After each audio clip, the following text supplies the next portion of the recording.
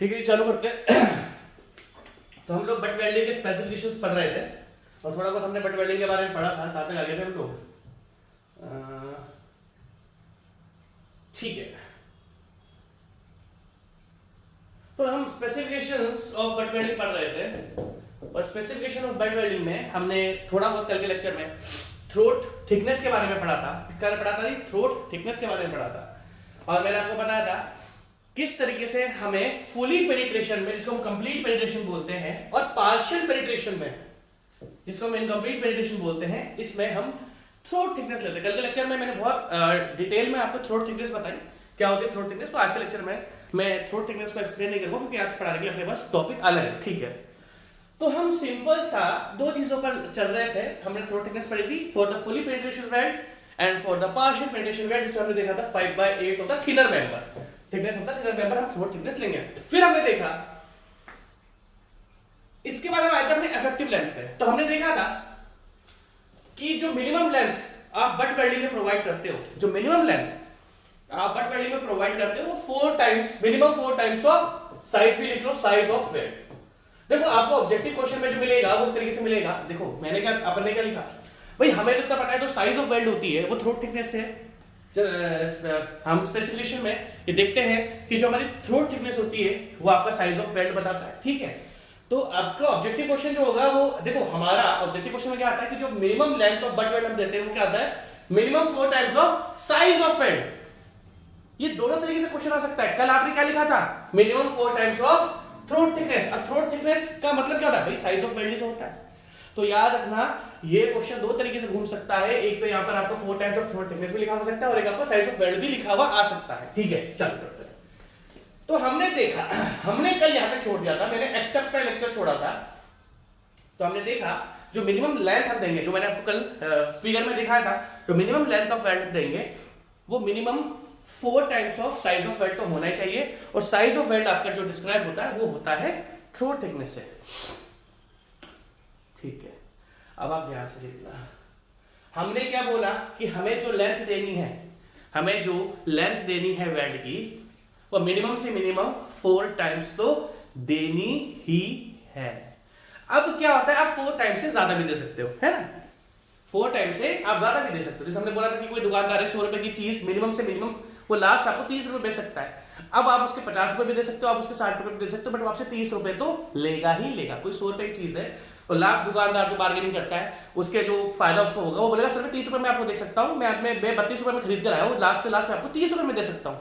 30 से नीचे तो आपको नहीं देगा। उसी तरीके से जो आपको वेल्ड की लेंथ देनी है वो minimum 4 times of size of weld देनी है, बट आपको ध्यान रखना है आप इससे ज्यादा भी दे सकते हो। तो इनकेस मान लो आपने ज्यादा दे दी, मान लो जो मिनिमम रिक्वायरमेंट थी इफेक्टिव लेंथ की वो 4 times of size of weld है, बट आप उससे ज्यादा दे दो, 6 टाइम्स दे दो, 8 टाइम्स दे दो, उससे फर्क नहीं पड़ता। अच्छा ये थोड़ी स्ट्रेंथ ज्यादा मिलती है।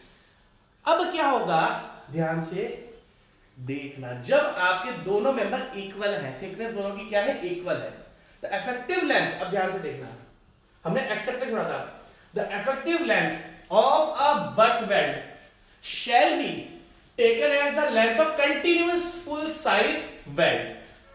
दोनों प्लेट्स की थिकनेस सेम है। अब आपको बहुत ध्यान से देखना पड़ेगा, आपको बहुत ज्यादा ध्यान से देखना पड़ेगा इफेक्टिव लेंथ के लिए। अभी तक हमने थिनर और जो थिक मेंबर था इसमें हम कंपैरिजन कर रहे थे थ्रोट थिकनेस की। अभी तक हम जो कंपैरिजन कर रहे थे उस पर कंपैरिजन कर रहे थे थ्रोट थिकनेस का। आज की तारीख में हम जो पढ़ेंगे वो पढ़ेंगे आपका इफेक्टिव लेंथ। देखो जी, वेल्डिंग एक बहुत अच्छा टॉपिक है और मैं आपको वेल्डिंग इस तरीके से पढ़ाऊंगा कि आपकी इंडिया में टॉप 100 की नॉलेज होगी। इससे ज्यादा नॉलेज, इस वेल्डिंग की इतनी नॉलेज आपको पूरे इंडिया में मेरे को बता देना सर ये है बंदा जो आपसे भी डिटेल में पढ़ाता है, उस दिन से मैं पढ़ाना छोड़ दूंगा जिसने मुझसे ज्यादा डिटेल इस पूरे इंडिया में इस वेल्डिंग को, वेल्डिंग मतलब कोई भी टॉपिक, क्योंकि मेरे लेक्चर्स में आगे 10 साल के लिए बना रहा हूं तो मैं एक चीज कवर करके चलता हूं। ऐसा नहीं टाइम पास के लिए आज थोड़ा सा बना दिया। ठीक है, ध्यान से सुनना। आप आज हम पढ़ेंगे इफेक्टिव लेंथ। अब हम इफेक्टिव लेंथ की बात करते हैं, अब अगर हम इफेक्टिव लेंथ की बात करते हैं तो अगर दोनों मेंबर की थिकनेस सेम है और बट वेल्डिंग है तो जो भी आपने, जैसा कि हमने कल भी डिस्कस करा था, कहां गया फोटोग्राफ, वो फिगर कहां गया, हम अगर इस फिगर की बात करें तो यहाँ पर दिख रहा है हमें कि ये जो इसकी थ्रोट थिकनेस है, ये जो साइज ऑफ वेल्ड है उससे ज्यादा ही इन्होंने लेंथ ऑफ वेल्ड देके रखी है। और ये दोनों केस में थिकनेस क्या है, सेम। अब आप आगे के बाद डिस्कस करना, देखो है ना, जब थिकनेस सेम तो कोई इशू नहीं है, कभी कभार कहते थिकनेस चेंज आती है। आपको एक चीज क्लियर रखनी पड़ेगी, कल के लेक्चर में हमने थ्रोट थिकनेस पढ़ा था, आपके भेजे में बार बार ये बात मैं बोल रहा हूँ ताकि क्लियर हो जाए, और आज की तारीख में हम इफेक्टिव लेंथ पढ़ेंगे। तो अब देखो, अगर आपने जो कंटिन्यूअस वेल्ड लेके रखा है तब दोनों मेंबर्स इक्वल हैं तो आप इक्वल मानोगे, बट अब आपको दो चीजें ध्यान से रखनी पड़ेगी। जो कंटिन्यूअस आपने वेल्ड करा है उसी को हम इफेक्टिव लेंथ मानते हैं, बट दो केसेस ऐसे हैं जिसमें जो टोटल लेंथ होती है ना वो इफेक्टिव लेंथ नहीं मानी जाती। दैट मीन्स देखो, मैं आपको बहुत अच्छी तरीके से बता रहा हूं, आपको बहुत ज्यादा ध्यान से देखना पड़ेगा। हमने केस डिस्कस करा कि आपने through out the length weld कर दिया, मिनिमम साइज हमें 4 टाइम्स चाहिए, बट अगर आपने ये फिगर आप देख रहे हो, आप ध्यान से देखना, अब आपको ध्यान से देखना पड़ेगा। अगर आप ध्यान से नहीं देखोगे तो आपको इश्यू आएंगे। अभी तक के लेक्चर में हमने पढ़ा है, ये किसी भी आईईएस की बुक में लिखा हुआ नहीं है जो मैं आपको पढ़ा रहा हूं, ये लेंथ है आपकी। अभी तक हमने ये पढ़ा था कि यही इफेक्टिव लेंथ होती है। ओनली इन 2 केसेस इसको हम इफेक्टिव लेंथ नहीं मानते, इसको हम इफेक्टिव लेंथ नहीं मानते। और वो कौन से 2 केसेस है, एक है run of and run on plates का, आप देखोगे आपको अभी मैं ध्यान से बताता हूं, और दूसरा है जब थिकनेस ऑफ मेंबर आपकी 20 mm से कम है। जब थिकनेस ऑफ मेंबर आपकी 20 mm से कम है, इन दोनों केसेस में जो लेंथ होती है ना यहां से लेके यहां तक, ये आपकी इफेक्टिव लेंथ नहीं मानी जाती। अगर आप ध्यान से देखना, देखो 2 केसेस हैं जिसमें इफेक्टिव लेंथ का लोचा है। अगर आप ध्यान से देखोगे तो अगर मैं आपसे बात करूं, क्या अगर हम फर्स्ट फिगर की, कौन सा पेज नंबर था, चलो अगर हम इस तरह की बात करते हैं तो इन्होंने इधर भी कोई प्लेट लगा के नहीं रखी और इधर भी कोई प्लेट लगा के नहीं रखी, जो इसके यहां से लेके लाइन तक की लेंथ है वही हमने इफेक्टिव लेंथ मान ली। बट अगर आपके पास 2 एक्सेप्शन केसेस होते हैं इसमें, अगर वो 2 एक्सेप्शन केसेस आ गए तो ये आपकी इफेक्टिव लेंथ नहीं बनेगी, और उनको हम बोलते हैं run on and run off plates. अब देखो होता क्या है, इधर आ जाओ आप। अगर आप ध्यान से देखो इस प्लेट में, तो जो हमारा पेरेंट मेटल है ना, पेरेंट मेटल, वो पेरेंट मेटल देखो मैं आपको दिखाता हूं, रेड से करता हूं मैं। पेरेंट मेटल आपका यहां से लेके यहां तक है। अगर आप देखोगे तो पेरेंट मेटल आपका यहां से लेके यहां तक है, यहां से लेके यहां तक है पेरेंट मेटल। अगर आप देखोगे तो यहाँ पर 2 एडिशनल प्लेट्स लगाई गई, run on and run off plates का मतलब क्या है, एक जहां से शुरुआत करी वो रन ऑन बन गई, यहाँ पर खत्म करा वो रन ऑफ हो गया। Run on and run of, एक जो शुरुआत करा वो रन ऑन, जो खत्म हो गया वो रन ऑफ प्लेट्स हो गया। अगर मान लो आपने यहाँ से शुरुआत करी वेल्डिंग करने की तो रन ऑन, और यहाँ पे खत्म करी तो रन ऑफ प्लेट्स। तो run on and run off plates, एक साइड रन ऑन होती है, एक साइड रन ऑफ होती है। ध्यान से देखना, कहीं लिखा हुआ नहीं है, ध्यान से बता रहा हूं आपको, एक ही जगह लिखा हुआ है और वो है आईएस कोड। ध्यान से देखना, ठीक है। अब अगर आप देखोगे तो एक पेरेंट मेटल ये है, एक पेरेंट मेटल ये है, और पेरेंट मेटल की देखो इसने यहां से लेके यहां तक की थ्रू आउट वेल्ड मारी हुई है। बट अगर आप ध्यान से देखोगे तो ये वेल्ड थोड़ी सी पेरेंट मेटल के भी आगे निकली हुई है, जो मैं ब्लू कलर से बनाता हूं। अगर आप देखोगे तो इसने वेल्डिंग पेरेंट मेटल से भी आगे करी हुई है यहां तक, ये देखो जो पेरेंट मेटल है वो रेड में है, देखो ये ही वेल्डिंग। अगर आप देखोगे तो ये वेल्डिंग यहां तक करी हुई है। अब ये क्यों करी हुई है, ताकि मैं इन प्लेट्स को, देखो 2 टाइप की रन ऑन और रन ऑफ प्लेट होती है, एक होती है टेम्पररी, एक होती है परमानेंट। परमानेंट में, या मेरे पास एक फोटोग्राफ था वो लगाना शायद मैं भूल गया, इधर था वो भूल गया मैं, देखो एक फोटो मैंने इधर लगाया था, भूल गया मैं, चल कोई बात नहीं। अगर हम run on and run off plates की बात करते हैं तो 2 टाइप के रन ऑन, हम क्या बात डिस्कस कर रहे हैं, हम अभी इफेक्टिव लेंथ की बात कर रहे हैं। अगर आपके पास ये 2 एक्सेप्शन केसेस आगे की आपने run on and run of plate use करी हुई है, या थिकनेस ऑफ मेंबर आपकी 20 mm से कम है, तो जो through out the length of weld होती है वो इफेक्टिव लेंथ नहीं होती। सिंपल सा कनेक्शन है, तो उसमें आप जो लेंथ है वही आपकी इफेक्टिव लेंथ बन जाएगी। अब आप ध्यान से देखना, होता क्या है, ये पेरेंट मेटल है, हम वेल्डिंग को और स्ट्रेंथ देने के लिए, इस वेल्डिंग की स्ट्रेंथ अच्छी बन जाए, इस वेल्डिंग को आगे तक निकाल देते हैं। अब मैंने आपसे कहा कि there are 2 types of run on and run off plates, एक होती है टेम्पररी और एक होती है परमानेंट। अब टेम्पररी का लफड़ा क्या है, इस फोटो को मैं बड़ा ही करता हूं, एक सेकंड वेट करो आप, मैं बड़ा ही कर देता हूं उसको, अब थोड़ा अच्छे से और दिखिएगा, थोड़ा बड़ा कर दिया मैंने इसको, ठीक है। तो अगर हम बात करें भाई, जब मुझे वेल्ड को एडिशनल स्ट्रेंथ देनी है तो मैं क्या करता हूं, इसके आगे से 2 टुकड़े से और लगा देता हूं। स्टील का एक सेक्शन में यहाँ पर आगे लगा देता हूँ, इधर भी एक आगे लगा देता हूँ। बस इस सेक्शन की खास बात है, इस सेक्शन की थिकनेस वो ही होनी चाहिए जो आपके पेरेंट मेटल की थिकनेस है। अगर आप ध्यान से देखोगे तो जो पेरेंट, देखो ध्यान से देखना, जो आपकी पेरेंट मेटल की थिकनेस है, ध्यान से देखना, जो आपकी पेरेंट मेटल की थिकनेस है, ध्यान से देखना, वो ही इसकी थिकनेस होती है। अगर ये पेरेंट मेटल की थिकनेस है तो इसकी थिकनेस भी कितनी होगी, टी। अब देखो टेम्पररी का मतलब क्या होता है कि आपने प्लेट्स ज्वाइन करे और फिर इनको निकाल दिया, ताकि यहां पर आप देखो क्या होता है कि वेल्डिंग का अगर हम बिल्कुल कोने तक लेके जाते हैं, ध्यान से देखना, अगर हम वेल्डिंग को बिल्कुल कोने तक लेके जाते हैं तो हो सकता है वेल्डिंग का थोड़ा सा पोर्शन बच जाए और वेल्डिंग अच्छे से ना हो पाए। तो हमने क्या करा कि यार वेल्डिंग इस कोने पे अच्छे से नहीं होगी, तो हमने 2 प्लेट्स लगा दी और वेल्डिंग को पूरा लंबा खींच दिया। क्यों? फिर हम इन दोनों पीसेस को निकाल देते हैं, फ्लैश आउट कर देते हैं, स्लैग की तरह तोड़ देते हैं इसको, तो ये आपकी बिल्कुल अच्छी से वेल्डिंग यहाँ पर मिलती है। और दूसरी क्या होती है, permanent run on and run off plates, जिसमें ये प्लेट्स कंटिन्यू लगी रहती है।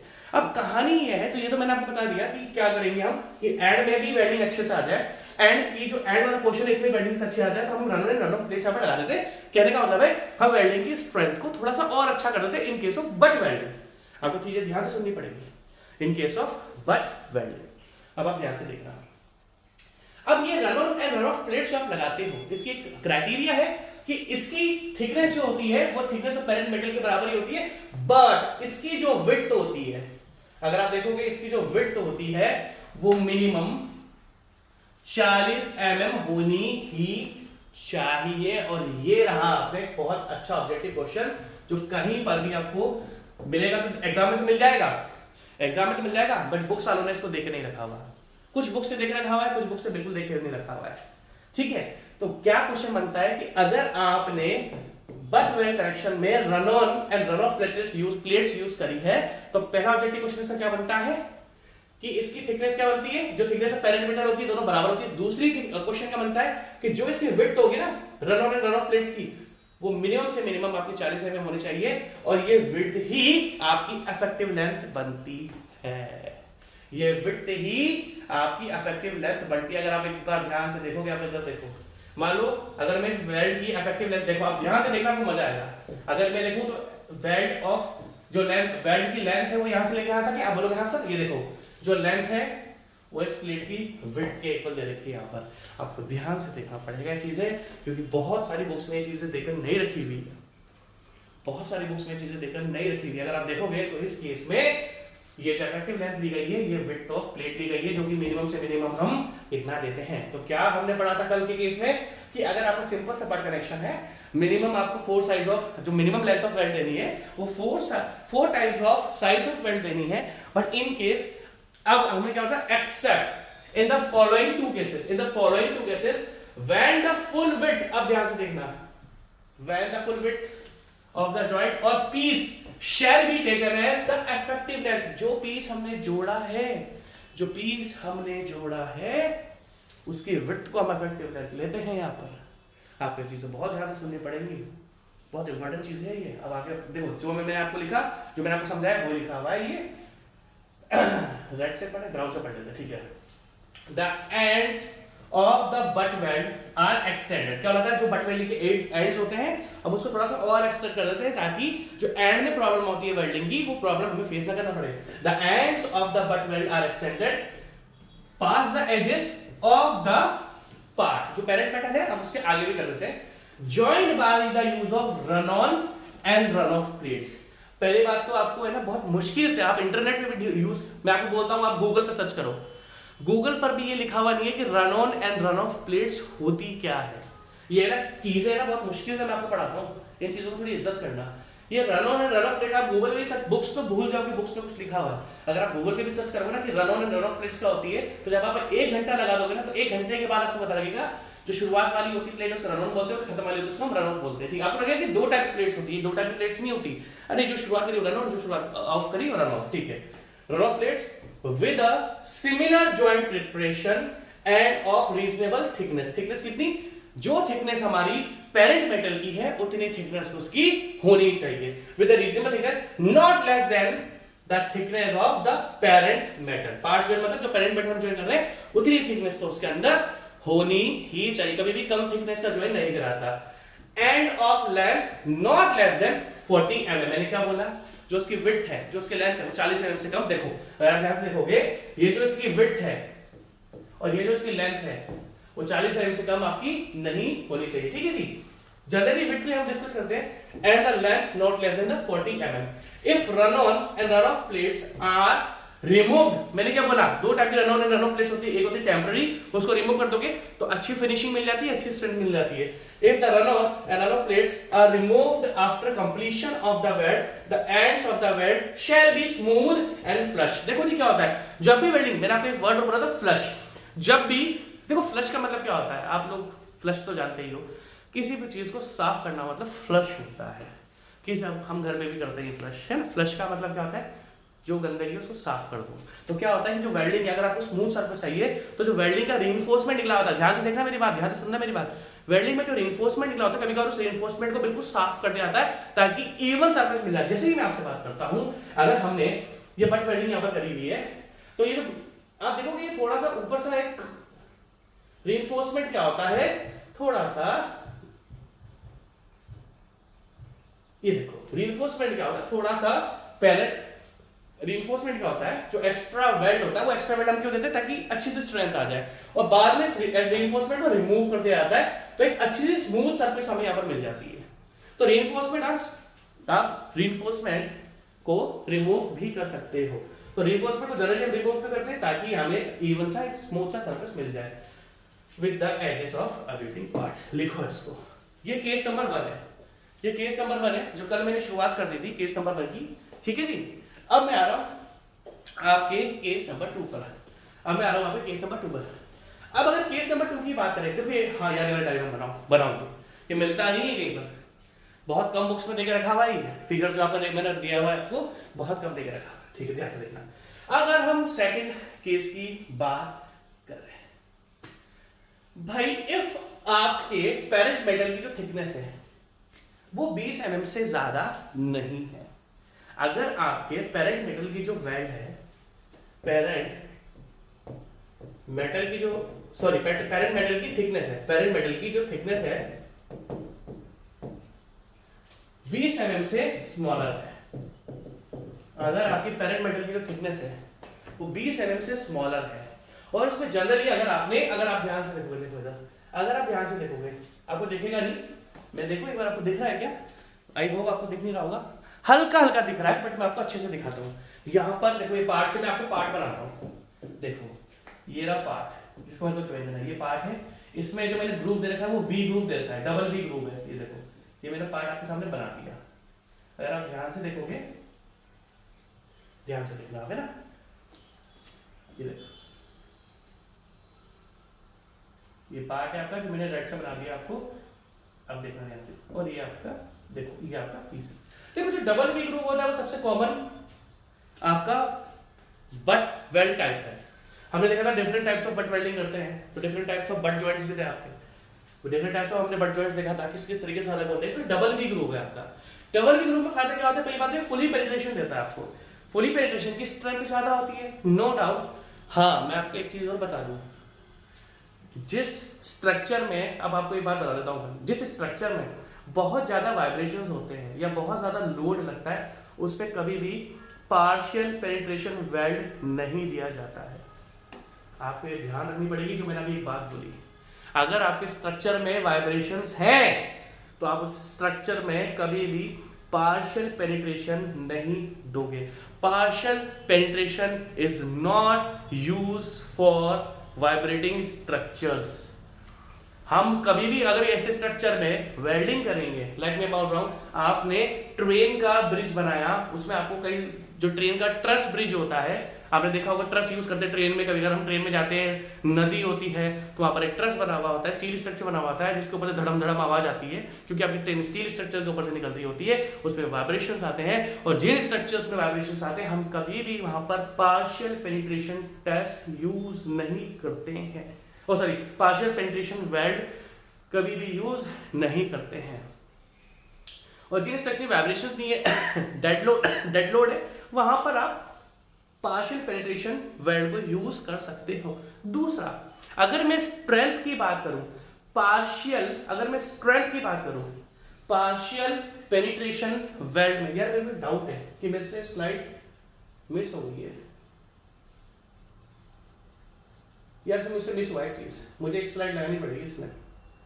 हाँ मिस हो गई मुझसे एक स्लाइड, मैं लगाऊंगा आपकी। एक इंपॉर्टेंट पॉइंट इसमें मिस हो रहा है, बताऊंगा आपको मैं आगे, ठीक है। इसको अभी हम बाद में देखते हैं, कुछ चीजें मुझसे मिस, इसमें एक दो स्लाइड मिस हो रही है, चलो हम छोड़ते हैं। और हाँ हम बात कर रहे थे पार्शियल पेनिट्रेशन की, हम बात कर रहे थे पार्शियल पेनिट्रेशन की, फुली पेनिट्रेशन की।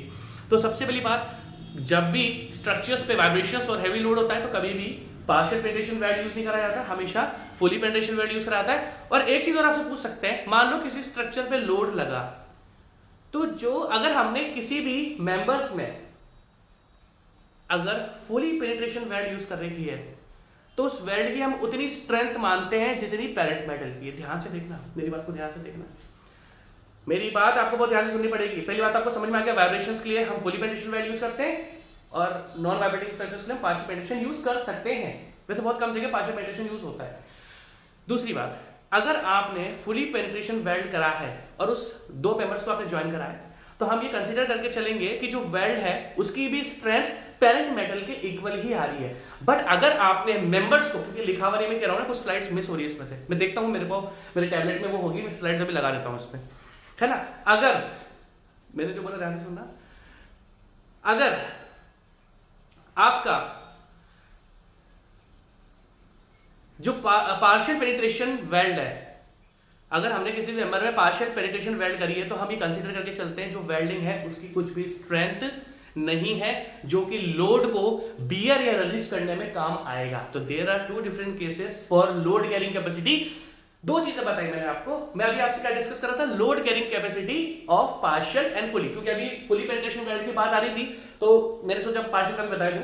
तो लोड कैरिंग कैपेसिटी की बात करते हैं तो जो फुली पेनिट्रेशन वेल्ड होता है, हम उसमें ये लेके चलते हैं कि जो वेल्ड है उसकी जो स्ट्रेंथ है वो पेरेंट मेटल के इक्वल आएगी। बट अगर हमने पार्शियल पेनिट्रेशन वेल्ड करा हुआ है तो उस वेल्ड की स्ट्रेंथ हम यूज नहीं करते हैं। आ जाओ इधर, तो अब क्या है, ये यहां पर डबल वी बट जॉइंट है, क्योंकि मैं आपको बता रहा था कि हमेशा आप ध्यान से देखना, जो सबसे कॉमन जॉइंट होता है फॉर बट जॉइनिंग जिसमें आपको फुली पेनिट्रेशन करना है, हम कौन सा यूज करते हैं, डबल वी। डबल वी मैं तो बोल रहा हूं, कुछ लोग आप में से थर्ड ईयर फाइनल ईयर में होंगे, आप आराम से स्टील स्ट्रक्चर्स का अपना प्रोजेक्ट उठा लो, क्योंकि स्टील स्ट्रक्चर्स का प्रोजेक्ट उठाने के लिए ना बहुत दम चाहिए होता है।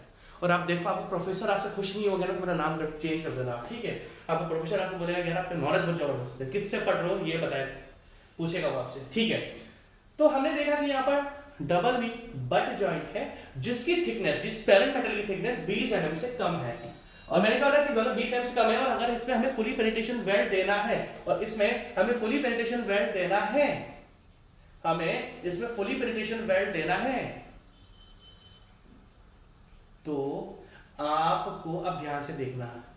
अगर मैं आपसे बोलूं, अब आपको बहुत ज्यादा ध्यान से देखना पड़ेगा, ब्राउन से ले लूं, इस ब्लू से लेते हैं। देखो थिकनेस ऑफ मेंबर देखना, देखो ध्यान से देखना, ये थिकनेस ऑफ मेंबर है, ये थिकनेस ऑफ मेंबर है, ये थिकनेस ऑफ मेंबर है, ये थिकनेस ऑफ मेंबर है। अगर हम थिकनेस ऑफ मेंबर की बात करें तो जो वेल्ड है ना आपका कुछ एक्स्ट्रा निकला हुआ है, देखो यहां पर ये वेल्ड एक्स्ट्रा निकला हुआ है, यानी येलो कलर से बनाता हूं मैं, आप देखो कि जो थिकनेस ऑफ मेंबर है उससे वेल्ड कुछ एक्स्ट्रा निकला हुआ है, यहां पर भी एक्स्ट्रा निकला हुआ है, यहां पर भी एक्स्ट्रा निकला हुआ है, यहां पर भी एक्स्ट्रा निकला हुआ है, और यहां पर भी एक्स्ट्रा निकला हुआ है। दैट मींस जब पेरेंट मेटल की थिकनेस आपकी 20 mm है और आपने फुली पेनिट्रेशन दे रखा है, और जनरली फुली पेनिट्रेशन वेल्ड देके रखा हुआ है, फुली पेनिट्रेशन वेल्ड के लिए हम जो फुली पेनिट्रेशन वेल्ड के लिए हम तो generally type of butt joint use करते हैं, वो यूज करते हैं डबल वी। अगर इस डबल वी में आप देख सकते हो तो जो वेल्ड है, जो थिकनेस में यहां तक थी, तो हमने इधर एक्स्ट्रा वेल्डिंग कर दी, इधर एक्स्ट्रा वेल्डिंग कर दी, इधर एक्स्ट्रा वेल्डिंग कर दी, इधर एक्स्ट्रा वेल्डिंग कर दी। अब आपको एक सिंपल सी बात देखो ध्यान से,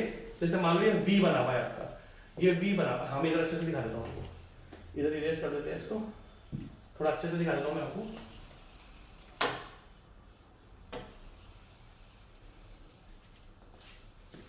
ठीक है, अगर आप देखोगे, ये देखना ध्यान से, ब्राउन से लेते हैं, ये डबल वी है ना, ये देखो वी, ठीक है, ये दो वी बन रहे हैं आपके कुछ इस तरीके से, है ना, ये दो वी बन रहे हैं, ध्यान से देखिए आपने, ठीक है जी। अब आप ध्यान से देखना, ये जो विड्थ है इसको हम बी मान लो, ये जो विड्थ है, देखो मैं इसको पीसेस को भी बना देता हूँ, ये पीसेस आपने बना दिए, ये पीसेस आपने बना दिए। अब इनकी बीच की जो डिस्टेंस है वो कितनी होगी b। अब ध्यान से देखना, अब हमें अगर पेरेंट मेटल की थिकनेस 20 mm से कम है, अगर पेरेंट मेटल की थिकनेस 20 mm से कम है और फुली पेनिट्रेशन वेल्ड है, तो हम जो वेल्ड अप करेंगे इसमें, देखो इस तरीके से थोड़ा थोड़ा एक्स्ट्रा वेल्ड, देखो ध्यान से हम देखो, अगर हम फेस की बात करें तो इनके बीच की जो डिस्टेंस है वो b आ गई। अब हम जो वेल्ड करेंगे वो थोड़ा थोड़ा एक्स्ट्रा निकाल के करते हैं, इस तरीके से एक्स्ट्रा, ये देखना, ये देखो एक्स्ट्रा वेल्ड करते हुए चलते हैं। दैट मींस जहां पर ये बी खत्म हो रहा है उससे थोड़ी एक्स्ट्रा वेल्ड करके चलते हैं, इस तरीके से, इस तरीके से। अब ये ऊपर और नीचे का तो आप रीइंफोर्समेंट मान लोगे, बट ये वाला रीइंफोर्समेंट नहीं है। अब क्या होता है, ये जो हमने एक्स्ट्रा वेल्ड करी है, जो इस पूरे बीच की विड्थ थी वो कितनी थी b। अब अगर मैं यहां से लेके यहां तक की विड्थ की बात करूं b डैश की, तो ये b डैश हमेशा होना चाहिए 1.5 गुना ऑफ, दैट मींस इस फेस से लेके वेल्डिंग के इस फेस से लेके वेल्डिंग के इस फेस तक की जो बीच की डिस्टेंस होनी चाहिए वो 1.5 v होनी चाहिए। और जिस की तरीके से इस वाले केस में जो इसकी विड्थ थी वही आपकी इफेक्टिव लेंथ बनी थी, इस केस में ये जो विड्थ होती है ये बनती है आपकी इफेक्टिव लेंथ। बहुत डीप टॉपिक है। देखो जी, घास काटने में घास काट सकता हूं, मैं तो घास काटूंगा नहीं, मैं तो टॉपिक्स को बहुत अच्छे से पढ़ाऊंगा जितना मैं पढ़ा सकता हूं, और बहुत डीप लेके जाऊंगा आपको टॉपिक्स में, टेंशन ना लो। तो ये दो केसेस ऐसे हैं, अगर हमने इफेक्टिव लेंथ की बात करी, रट नहीं सकते हो आप इन चीजों को, जब तक समझोगे नहीं ना, रट नहीं सकते हो आप इन चीजों को। अगर आप सोचोगे मैं रट लूंगा तो भूल जाओ भैया, नहीं रट पाओगे आप लोग। और मैं आपको गारंटी बोलता हूँ, मुझे एक बंदा लाके दिखा देना कि सर आप देखो कि ये देखो सर, ये तो आपसे भी डीप पढ़ा रहा है, मान ही नहीं सकता मैं मान ही नहीं सकता कि पूरे इंडिया में मुझसे डीप इस टॉपिक को किसने, मतलब सारे टॉपिक में पढ़ाता हूँ, बट मैं स्टील स्ट्रक्चर्स पे और ज्यादा ध्यान दे रहा हूँ, क्योंकि स्टील स्ट्रक्चर्स ऐसा सब्जेक्ट है। अब बच्चा बोलता है सर हमारी पूरी इंजीनियरिंग अच्छी, बट हमारी स्टील स्ट्रक्चर्स अच्छी नहीं है। स्टील स्ट्रक्चर्स अच्छी इसलिए नहीं होती क्योंकि स्टील स्ट्रक्चर्स बुक्स में अच्छी, एक इंजीनियरिंग का बच्चा या कोई सरकारी तैयारी करने वाला बच्चा कहाँ से पढ़ेगा, किताबों से पढ़ेगा, किताबों में स्टील स्ट्रक्चर्स ढंग से दे ही नहीं रखी, ये चीजें दे ही नहीं रखी, तो कहाँ से पढ़ोगे आप ढंग से। ठीक है जी, अब आप ध्यान से देखना जो मैं आपको समझा रहा हूँ। हमने ये बात डिस्कस करी। अब क्या टॉपिक है, जब सिंपल सा बट वेल्डिंग था तो जो उसकी थ्रू आउट लेंथ थी वो हमने इफेक्टिव लेंथ मान ली थी, बट अगर आपने run out and run off plates use करी तो जो उसकी विड्थ होगी वो उसकी इफेक्टिव लेंथ बनेगी। और इस केस में जो ये विड्थ b डैश है, ये जो विड्थ b डैश है ये बनेगी इफेक्टिव लेंथ ऑफ वेल्ड, ये बनेगी इफेक्टिव लेंथ ऑफ वेल्ड। अब देखो जो मैंने आपको समझाया, तो हमने इफेक्टिव लेंथ के 3 केसेस करे, बस सिंपल सी थ्रू आउट जा रही, जो हमने पेज नंबर 1 पे मैं आपको स्लाइड बनाता हूं। इस केस में ये केस नंबर 1 हो गया। इस केस में क्या होता है, जो थ्रू आउट वेल्ड करा है वही इफेक्टिव लेंथ बनता है। उसके बाद हमने सेकंड केस डिस्कस करा, कौन सा, हमने सेकंड केस डिस्कस करा ये वाला, ये होगा केस नंबर 2।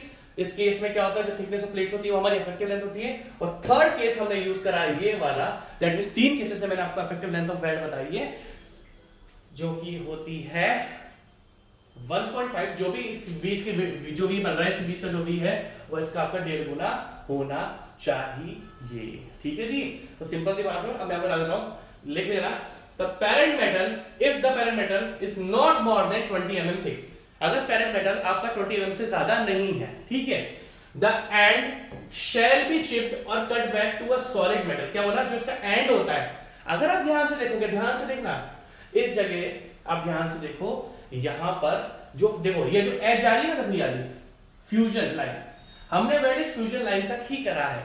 और अगर हम बात करें तो हमने इस वाले केस में फ्यूजन लाइन से ज्यादा हमने इस लाइन में, पता मुझे दुख क्या होता है यार, मैं इतना डीप पढ़ाता हूँ, आप थैंक यू नहीं बोलते हो यार। वैसे आप खुश तो होते हो भैया, एक रिकॉर्ड है अपना, आज पढ़ाते पढ़ाते 2.5 साल हो गए, और 2.5 साल में 2 रिकॉर्ड है अपने, तो टीके पढ़े भैया, हम भागने वालों में से नहीं है।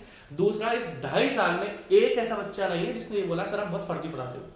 तो ये मुझे अच्छा लगता है। हाँ, हमारी फर्जीनेस क्या है कि हम थोड़ा इरेगुलर हो जाती है, हमारे फर्जी बनाए कि हमें रेगुलर हो जाता है। इरेगुलर क्यों होती है यार, हम सब काम करने वाले लोग हैं, अब काम में कभी कभार इतने व्यस्त हो जाते हैं कि देखो काम तो छोड़ ही नहीं सकते ना यार, वो तो प्रायोरिटी है, ये भी प्रायोरिटी, ऐसा नहीं है कि प्रायोरिटी नहीं है, बट काम नहीं छोड़ सकते, तो कभी कभार हम फंस जाते हैं, हम सारे काम करने वाले लोग हैं, ऐसा तो थोड़ा इसलिए थोड़ा फंस जाते हैं, तो इसलिए हम रेगुलर हो जाते हैं।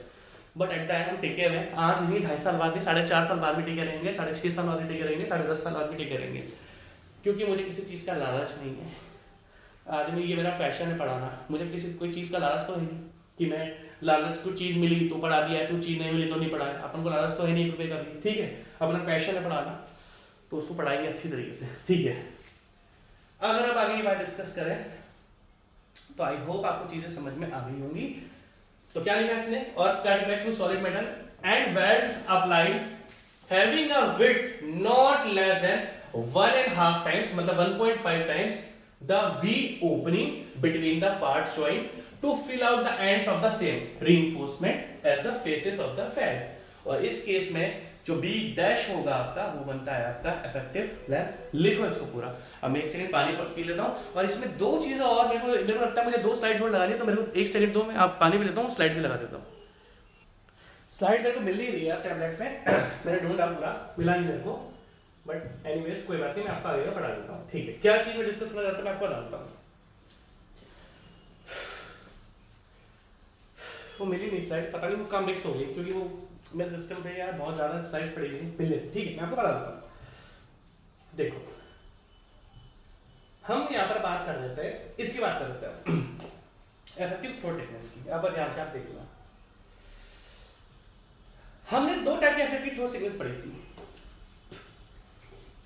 अगर हम इस वाले केस की बात करें तो यहाँ पर था फुली पेनिट्रेशन वेल्ड था, और अगर हम सेकंड वाले केस की बात करें तो यहाँ पर था हमारा partial penetration, like single you है ना, पार्शियल पेनिट्रेशन की हम बात कर रहे थे। अगर हम मान लो पार्शियल पेनिट्रेशन की बात करते हैं, क्योंकि इसमें भी लिखा हुआ नहीं है तो मैं आपको बता देता हूँ, ठीक है, आप ध्यान से देखो, आप इसी जगह पर लिखा था एक नोट डाल देना, ठीक है। देखो लाइक ये हमने प्लेट करी,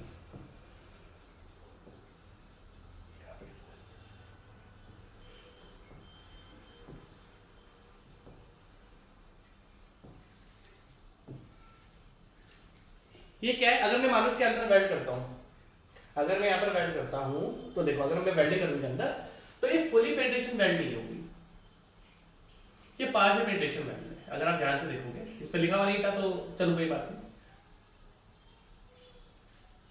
ये फुली पेनिट्रेशन वेल्ड है। अगर आप देखोगे तो इसमें एक पोर्शन ऐसा है जिस पर वेल्डिंग नहीं हुई है।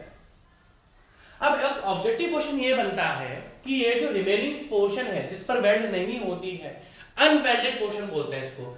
This is welded portion, this is welded portion,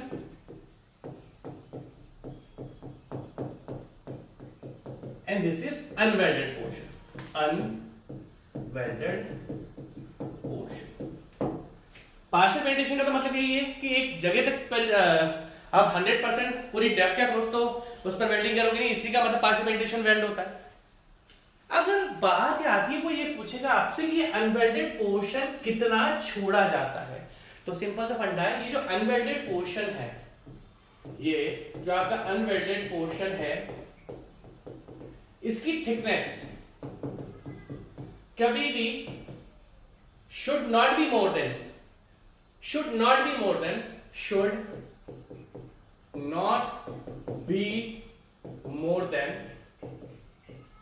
thickness of thinner member। अब आप ध्यान से सुनना, मैंने क्या बोला आपसे, क्या बात डिस्कस हुई हमारी, थोड़ा ध्यान से सुनना।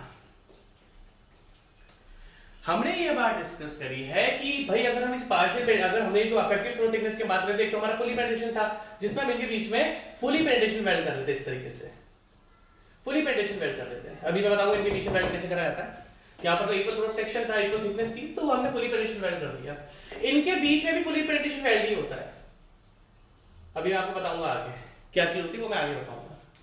बट अगर हम पार्शियल पेनिट्रेशन वेल्ड की बात करते हैं, तो पार्शियल पेनिट्रेशन वेल्ड में कुछ पोर्शन पे तो वेल्डिंग होती है और कुछ पोर्शन पे वेल्डिंग नहीं होती है। तो एक ऑब्जेक्टिव क्वेश्चन ये बन सकता है कि ये जो अनवेल्डेड पोर्शन होता है, इसकी जो डेप्थ होती है या इसकी जो थिकनेस होती है, मान लो ये टी है, ये भी टी है, तो जो इसकी डेप्थ या थिकनेस होती है वो कभी भी 1/4 should not be more than 1/4 लिखा, should not be more than 1/4। That means ये कभी भी जो भी थिकनेस है इससे 1/4 से ज्यादा नहीं छोड़ते हैं। जैसे मान लो 10 mm है, 10 mm का 1/4, जैसे मान लो इसकी थिकनेस है 10 mm, 10 mm का 1/4 कितना होता है 2.5 mm। भाई मान लो चलो कि 10 सेंटीमीटर की है प्लेट की जो थिकनेस है, वो 10 सेंटीमीटर, 10 mm तो बहुत छोटा रहता है, मान लो 10 सेंटीमीटर की है, तब 10 सेंटीमीटर का 2.5% कितना हो गया? वही 1/4 तो क्या होता है 25% ही होता है भाई, 1 को 4 से डिवाइड करूंगा तो 25% ही आएगा, तो या 0.25 आएगा अगर परसेंटेज ना लो तो। अगर मैं 10 सेंटीमीटर को 0.25 से मल्टीप्लाई कर दूंगा, समझ रहे हो मेरी बात, तो क्या आएगा 2.5। दैट मींस ये जो अनवेटेड पोर्शन होता है ये मैक्सिमम 2.5 सेंटीमीटर तक ही आप छोड़ सकते। दैट मींस ये जो अनवेटेड पोर्शन होता है, ये जो अनवेटेड पोर्शन होता है इसको आप कभी भी 1/4 से ज्यादा नहीं छोड़ोगे। और दूसरी बात, अब ये जो रिमेनिंग पोर्शन है इसकी थिकनेस कितनी होगी? सेम वही थिकनेस कितनी होगी इसकी? सेम यही 5/8 of the thickness of the thinner part joint. समझ में आई ये बात? एक्चुअली कल स्लाइड मिस हो गई थी तो मेरा भी इस पर ध्यान गया नहीं। फिर आगे देखा था यार, सुबह मैंने देखा था कि मेरे पास ये स्लाइड थी पर मिल नहीं रही है क्योंकि बहुत ज्यादा इकट्ठी होकर रखी थी, मैं मिस हो गया पहुंचने वाला। तो क्या डिस्कस करें हमने कि अभी मैं आपसे इफेक्टिव थ्रोट थिकनेस की बात ही कर रहा हूँ कि पार्शियल पेनिट्रेशन वेल्ड में ये जो पोर्शन होता है जिस पर हम वेल्डिंग नहीं करते, ये ज्यादा से आप जो छोड़ सकते हो ये 1/4 of the thickness of thinner member ही छोड़ सकते हो, इससे ज्यादा इसको नहीं छोड़ा जाता। दूसरी बात, अब जो बचा है जिस पर वेल्डिंग करनी है उसकी जो वेल्डिंग करोगे वो मिनिमम से मिनिमम 5/8 तो आपको करनी ही है। ठीक है जी, अब आगे की बात डिस्कस करते हैं। ठीक है, ये छोटा सा पोर्शन था जो मैं, अच्छा आप लिख लो इसको, बनाओ। यहाँ पर हमें ये पार्शियल पेनिट्रेशन का साइड में ये डायग्राम बना लो, should not be more than 1/4 time, should not be more than, ये लिख लो आप, ये थोड़ा सा छूट गया था हमारा, ये आप लिख लो इस तरीके से। कोई चीज छोड़ेंगे थोड़ी हम यार, जो है वो पूरा का पूरा कंप्लीट करेंगे। ठीक है जी, अब आगे की बात हम डिस्कस करते हैं। लिख लिया होगा? ठीक है, अब अगर आगे की बात डिस्कस करें यार, ठीक है, तो यार अगर आप ध्यान से देखना, ठीक है, इस टाइप के वेल्ड को बोला जाता है कॉन्टिन्यूअस वेल्ड। इस टाइप के वेल्ड को बोला जाता है कॉन्टिन्यूअस, इस टाइप के वेल्ड को बोला जाता है कॉन्टिन्यूअस वेल्ड। भाई कंटिन्यू करने का आपने बिल्कुल कॉन्टिन्यूअस वेल्ड, यहां से स्टार्ट करा यहां पर खत्म करा, इस टाइप के वेल्ड को क्या बोला जाता है? Continuous weld. देखो ध्यान से देखना, मैं आपको फिर बता देता हूं। इस टाइप के वेल्ड को बोला जाता है, यहां से स्टार्ट करा पूरा कंटिन्यू थ्रू आउट मारा वेल्ड आपने यहां पर। देखो प्लीज ध्यान से देखना, बुक्स में ज्यादा ढंग से नहीं देकर रखा हुआ है, चाहे वो आईएएस की बुक है चाहे कुछ भी हो, मैं जो आपको कंटेंट दे रहा हूं ना ये बहुत खतरनाक है, ध्यान रखना। और मैं खुला चैलेंज करता हूं, कोई पढ़ाता नहीं इतना डीप, कोई पढ़ाता है नहीं इतना डीप। ठीक है, आपको दिखाने के लिए कोई एक आधा टॉपिक पढ़ा सकता है कि देखो मैं तो उससे भी डीप पढ़ा रहा हूँ, हो सकता है कि मेरी बात सुन के कुछ लोग जाग जाएं और वो आपको एक दो टॉपिक पढ़ा दें दिखाने के लिए, बट वो थ्रू आउट मैंने अपनी पूरा जितने भी लेक्चर्स दिए हैं ना, 1000 से ज़्यादा लेक्चर बना चुका हूँ मैं आज की तारीख में। लोग बोलते हैं सर आपने क्या गेन करा है, मैंने कहा 1000 से ज़्यादा लेक्चर बनाए, ये गेन करा है। 1000 से ज़्यादा लेक्चर बनाना कोई आसान काम है क्या? 1000 लेक्चर्स किसी ने भी नहीं दिए होंगे आज तक, मतलब पढ़ाया है, डीप पढ़ाया हम लोगों ने, क्या करें।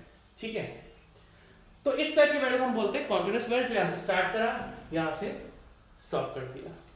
अब दो अगला टाइप का वेल्ड होता है इंटरमीडिएट वेल्ड। इंटरमीडिएट वेल्ड का मतलब क्या होता है पहले मैं आपको बता देता हूँ, दिखा देता हूँ मैं आपको।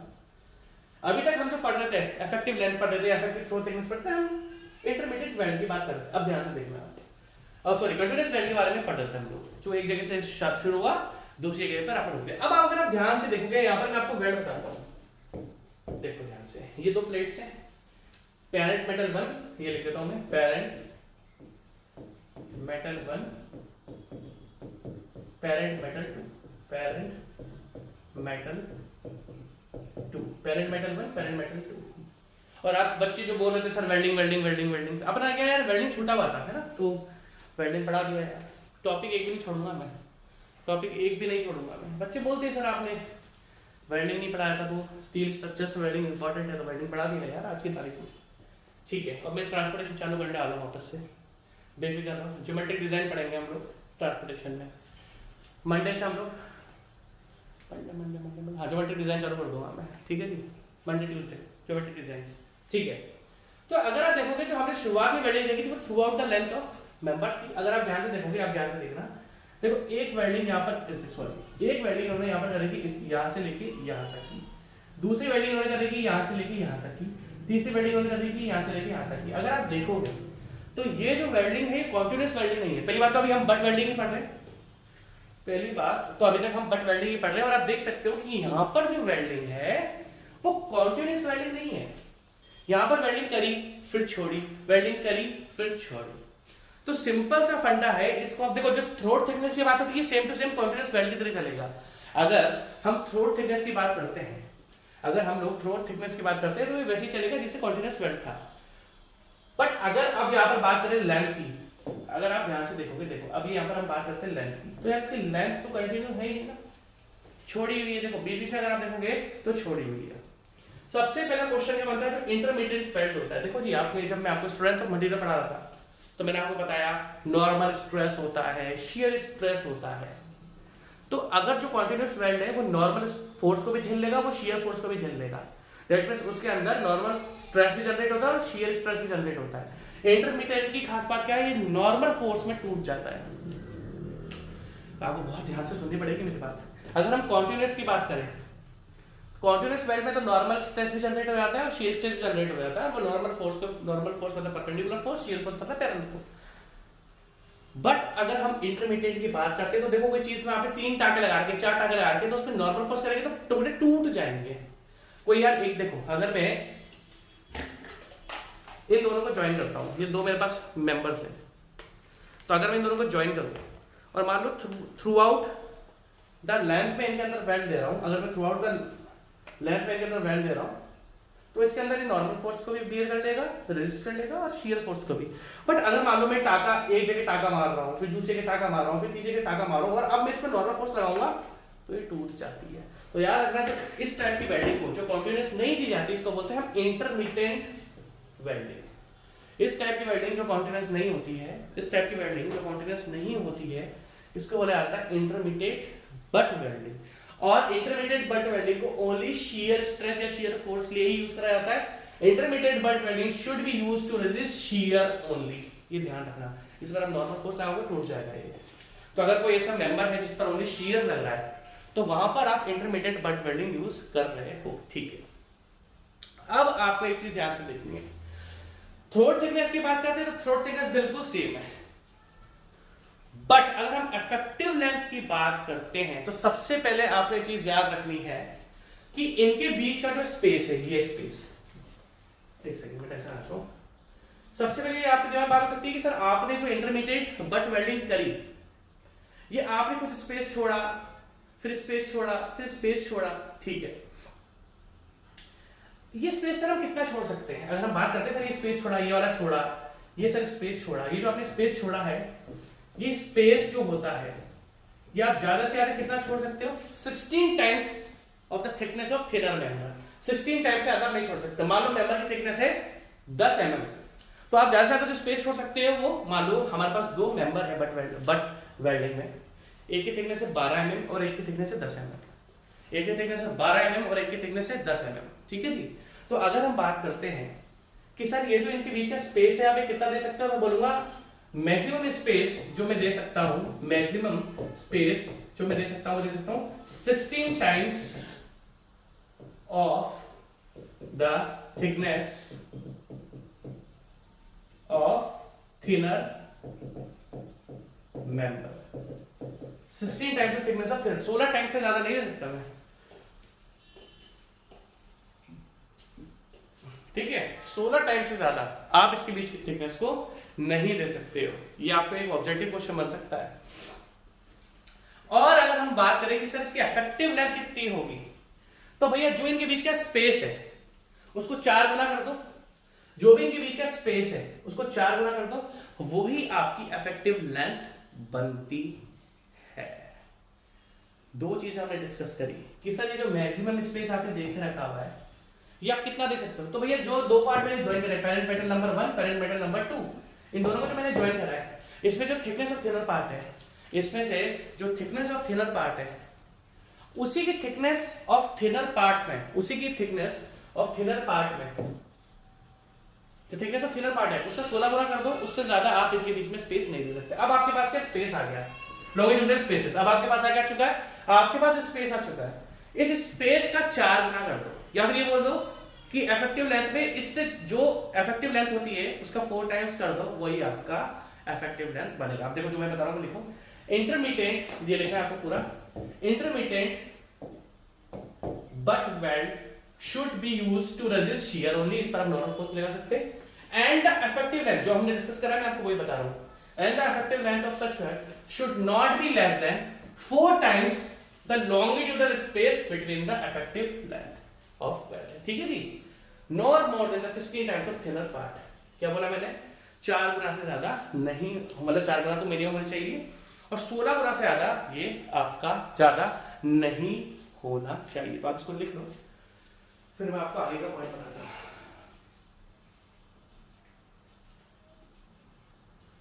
ठीक है, अब ये तो सिंपल सा हो गया, हमने कॉन्टिन्यूअस वेल्ड पढ़ लिया, हमने इंटरमीडिएट वेल्ड कर लिया। अब आगे आगे चीज है, आप इधर आओ। एक चीज मैंने आपको चीज बताई थी, दिखा देता हूं मैं आपको।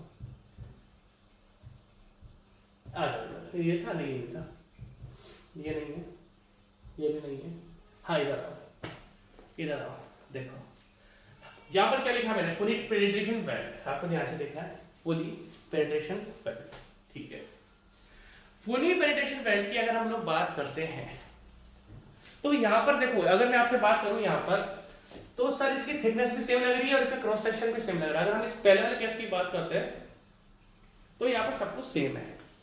अगर हम पहले वाले केस की बात करते हैं, जो थिकनेस ऑफ मेंबर्स हैं दोनों की इक्वल है। अगर मैं यहाँ पर बात करूं तो यहाँ पर थिकनेस ऑफ मेंबर अलग है। और जब मैं आपके सामने डिस्कस कर रहा था तो मैंने आपको बोला था कि इस टॉपिक को मैं आपको आगे पढ़ाऊंगा। पानी पीऊंगे, पानी पी लेना, ऐसे वेट करो, ऐसे चलना। ठीक है, तो अगर हम इस सेक्शन की बात कर रहे हैं, ध्यान से देखना, तो यहाँ पर तो इक्वल थिकनेस थी, हम बोलेंगे इक्वल क्रॉस सेक्शन है, और यहाँ पर जो क्रॉस सेक्शन है वो अलग अलग है, क्योंकि मैंने आपसे डिस्कस करा था कि ये मैं आपको आगे टॉपिक में पढ़ाऊंगा। अब हम ज्वाइन कर रहे हैं, अब हम जो ज्वाइन कर रहे हैं वो ज्वाइन कर रहे हैं butt welding parts of unequal cross section, जो कि हमने पहले डिस्कस करा था कि हम बाद में पढ़ेंगे, तो जरूर पढ़ेंगे। आपको एक चीज मैं बता देता हूँ, जो मैंने बोल दिया मैं आपको बाद में पढ़ाऊंगा। अगर मान लो मेरे किसी सब्जेक्ट की यूनिट बची हुई है और मैंने बोल दिया मैं आपको बाद में पढ़ाऊंगा, तो कुछ भी हो जाए वो मैं आपको बाद में पढ़ाऊंगा। मेरी आज तक एक ही स्टेटमेंट चेंज हुआ है, वो ये था कि शुरुआत में बोला था कि नोट्स देंगे, भाई मैं आपको नोट्स दूंगा, वो नोट्स दिया, बस ये स्टेटमेंट मैंने चेंज करा। और वो इसलिए करा क्योंकि यार मुझे ऐसा लगता था कि आप इतनी मेहनत से पढ़ रहे हो, और अगर आपने नोट्स, अगर मेरे नोट्स बने हुए अगर आपने लोगों को बांट दिए ना, तो आप अपना कंपटीशन कम कर रहे हो। ओनली ये रीजन है कि मैं नोट्स नहीं देता। शुरुआत में जब पढ़ाना चालू करा था तो बोला था कि नोट्स देंगे, पर नोट्स नहीं दिए। क्यों नहीं दिए? क्योंकि यार मुझे ऐसा लगा कि फिर मैं जो आपको मेहनत करके पढ़ा रहा हूँ और आप जो मुझसे मेहनत करके पढ़ रहे हो, अभी देखो मैं समझाता हूँ, आप नोट्स बना लोगे और वो नोट्स किसी को दे दोगे ना, तो फिर आपका पढ़ने से मुझे फायदा नहीं हुआ, क्योंकि आपने अपना कंपटीशन बढ़ा दिया। ये रीजन है नोट्स ना देने का। तो मेरा क्या मानना है कि अगर आप खुद से अपने हाथों से नोट्स बनाओगे ना, तो आप कभी भी किसी को बांटोगे नहीं। और हाँ, लोग बोलते हैं सर इस जगह तो आप सेल्फिश हो। हाँ मैं सेल्फिश हूँ, मैं क्यों बोलूंगा कि आप कंपटीशन बढ़ाओ। मैं इतना डिटेल आपको पढ़ा रहा हूँ, और कल को जो आप नोट्स बना रहे हो और वो नोट्स आप अपने दोस्त को दे दोगे, तो आपने अपना कंपटीशन बढ़ा लिया है। और भैया सिंपल सी बात है, कंपटीशन में हम लोगों को पीछे करके ही आगे बढ़ते हैं। और मैं तो यही चाहूंगा, आप मुझसे पढ़ रहे हो तो आप ही आगे बढ़ो। मैं दूसरों से क्यों मतलब, आप बोलोगे सर टीचर ऐसा थोड़ी होता, टीचर तो सबका भला चाहता है। मैं बोलूंगा यार सरकारी नौकरी में यार ना रेस में जीतना पड़ता है। रेस में तभी जीतोगे जब कुछ लोग पीछे होंगे। तो मैं इस जगह एक टीचर का धर्म क्या होता है कि वो तो सबको नॉलेज दे। हाँ तो मेरा है, बट मेरा यहाँ पर धर्म पता है क्या है कि मेरे को आपको सबको सेलेक्ट कराना है। मेरा धर्म क्या बोलता है कि मुझे आपको सरकारी नौकरी में ना खतरनाक तरीके से सेलेक्ट कराना है। तो ये मेरा धर्म है, मेरे को इस धर्म है। अपना नॉलेज बांटने का अलग चीज होता है, बट सिलेक्शन देखो, अगर मान लो मैं ओनली बीटेक के बच्चों को पढ़ा रहा होता तो मैं बोलूंगा कि ठीक है दुनिया भर में नोट्स बांटो, दुनिया भर की नॉलेज को इंप्रूव करो। अगर मैं ओनली बीटेक को पढ़ा रहा होता तो मैं बोलूंगा दुनिया भर में मैं आपको खुद नोट्स देना कि यार ये पकड़ नोट्स करना क्या है यार, इनके स्क्रीनशॉट दे देने आपको अपने आप नोट्स में। हर बार हटता तो जिससे मैं हट गया, इसका स्क्रीनशॉट बना के तो देना है। कौन सी बड़ी बात है नोट्स बनाने में, कोई बड़ी बात नहीं है। इसका स्क्रीनशॉट ले लिया, दे दिया, कौन सी बड़ी बात है। बट कंपटीशन में तो भैया कुछ लोग आगे जाते हैं और वही सेलेक्ट होते हैं, कुछ लोग पीछे आते हैं वो सेलेक्ट नहीं होते। और आप मुझसे पढ़ रहे हो तो मैं बोलूंगा आप आगे जाओ। नोट्स इसलिए नहीं देता, नोट्स दे दिए तो आप अपना कंपटीशन खुद बढ़ा रहे हो। तो यहाँ पर मैं थोड़ा सेल्फिश हूँ। अगर मैं बीटेक, आप बीटेक के बच्चे होते तो मैं बोलूंगा कि पूरे इंडिया के बीटेक के बच्चों को नोट्स बांट दो, फिर मैं कुछ नहीं बोलता। बट थोड़ा यहाँ पे सेल्फिश होना पड़ेगा अगर सिलेक्शन आपको दिलवाना है तो ये रीजन है मैं नोट्स नहीं देता। ठीक है भैया, सिंपल सी बात ही है। फिर नोट्स की पीडीएफ बनेगी, फिर नोट्स गूगल ड्राइव पे जाएगा है, फिर सब डाउनलोड, वो अपने बस का नहीं है भैया। ठीक है, आगे बात डिस्कस करते हैं। अब आगे बात डिस्कस करते हैं। अगर आप देखोगे तो यहाँ पर आपके सामने 3 फिगर्स हैं। अगर आप देखोगे तो यहाँ पर आपके सामने 3 फिगर्स हैं। क्या क्या दिख रहा है आपको? यहां पर क्या है सर? बट वेल्डिंग है, फुली बट वेल्डिंग है। यहां पर क्या है? यहां पर भी बट वेल्डिंग है, फुली है, और यहां पर भी फुली है। अगर आप देखोगे तो आपके सामने 3 बट अगर आप देखोगे तो इसकी थिकनेस या फिर इसकी थिकनेस या फिर इसकी थिकनेस या इसकी थिकनेस या इसकी थिकनेस या इसकी थिकनेस या इसकी थिकनेस, इन तीनों की थिकनेस क्या है? आपका चेंज है। इन तीनों की थिकनेस क्या है? आपके सामने चेंज है। अगर आप देख सकते हो तो इन तीनों की थिकनेस क्या आपके सामने चेंज है। ठीक है, अब मेरी बात आप ध्यान से सुनना। जब हम अनइक्वल क्रॉस सेक्शन को ज्वाइन करते हैं और इसमें बट वेल्डिंग कर रहे हैं, जब हम अनइक्वल क्रॉस सेक्शन को ज्वाइन कर रहे हैं और इसमें बट वेल्डिंग ज्वाइन कर रहे हैं, तो हमारे पास 2-3 केसेस होते हैं। क्या है वो मैं आपको बता देता हूं। पहला क्या है कि आपका जो मोटा सेक्शन है ना, आप ध्यान से देखोगे, देखो यहां पर थिकनेस इस सेक्शन की ज्यादा है, यहां पर इस सेक्शन की थिकनेस कम है। तो मैं काम करता हूं, सेक्शन को इस तरीके से काट देता हूं कि यहां तक आते आते आप देखोगे इस जगह देखो, अगर हम बात करें यहां पर T1 अलग है, यहां पर T2 अलग है, बट इस जगह T' दोनों थिकनेस बराबर है। तो इसको हम क्या बोलते हैं कि टेपर सेक्शन बोलते हैं। कि अगर आपके पास ये पॉसिबिलिटी है, ये हर बार कराया नहीं जाता है, ध्यान से सुनना मेरी बात।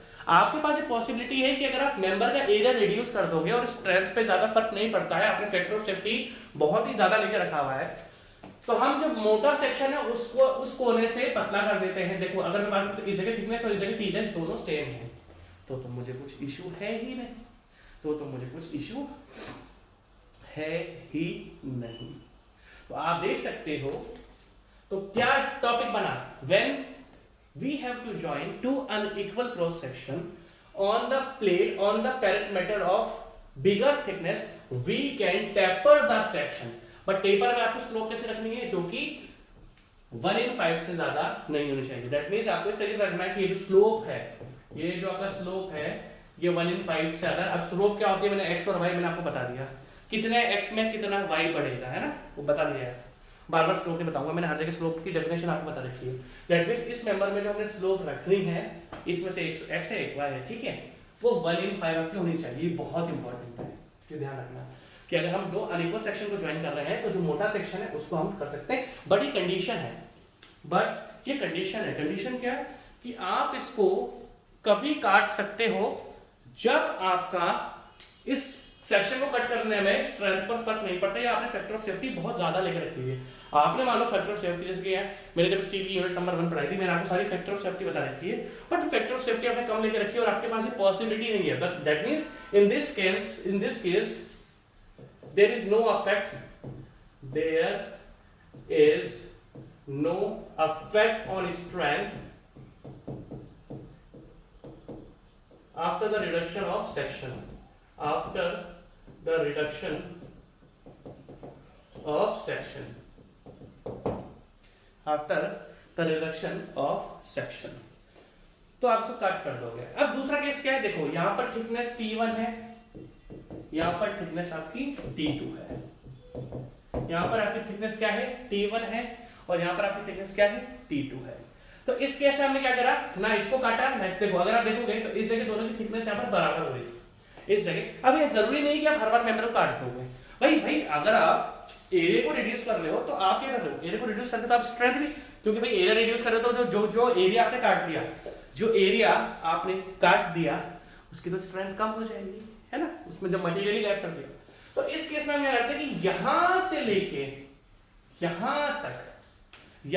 लेके यहां तक हम लोग वेल्ड कंटिन्यू कर देते हैं, यहां से लेके यहां तक हम वेल्ड कंटिन्यू कर देते हैं। और ये तभी पॉसिबल है, यहां से लेकर तक आप वेल्ड करोगे, कब करोगे, जब इन दोनों की थिकनेस का जो डिफरेंस है वो 25% से ज्यादा ना हो। इस केस में आप इस तरीके से तभी ज्वाइन कर सकते हो जब, देखो आप देख सकते हो कि सिंगल वी बना हुआ है, बेवल है, सिंगल बेवल जॉइंट है ना, सिंगल एक जगह तो स्ट्रेट है और एक जगह सिंगल बेवल लेकर रखा हुआ है।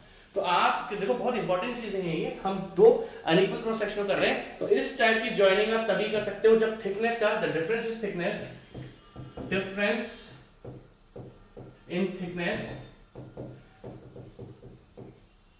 should not be more than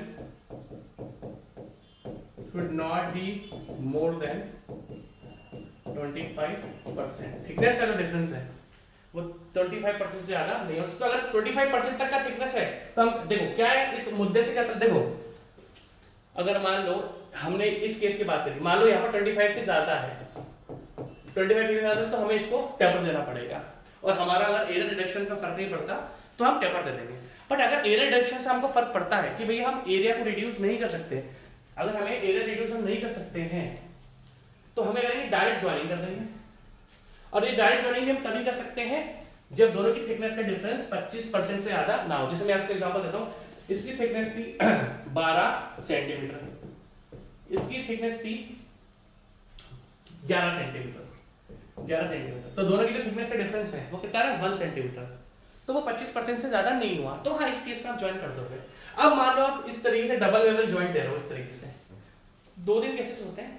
ये डबल बेवल हम तभी दे सकते हैं जब इनके बीच का अगर यहाँ पर थिकनेस P है तो इसकी जो थिकनेस होगी वो ज्यादा से ज्यादा 1.5 होगी, 1.8 हुई या 1.6 हुई तो हम इस तरीके से ज्वाइनिंग नहीं कर सकते। तो आप देखोगे तो जो ऊपर का मेंबर है उसमें तो हमने टेपर कर दिया, और जो नीचे के मेंबर्स है उसमें हमने डायरेक्ट इस जहां से लेके यहाँ तक ज्वाइन कर दिया। बट इसकी 2 कंडीशन है, एक तो इनकी थिकनेस जो है, इनकी अगर मान लो मैंने सिंगल बेवल लेके रखा हुआ है तो इनकी थिकनेस का डिफरेंस 25% से ज्यादा नहीं होना चाहिए, और इस केस में अगर थिकनेस आपकी मैक्सिमम 1.5 तक आ रही है तो फिर हमें डबल बेवल ज्वाइंट देना पड़ेगा। लिख लो इसको, नहीं लिखो मत, इसकी स्लाइड है ना अपने पास, आ जाओ इधर आ जाओ, देखो जो मैंने आपको बताया वो ही है।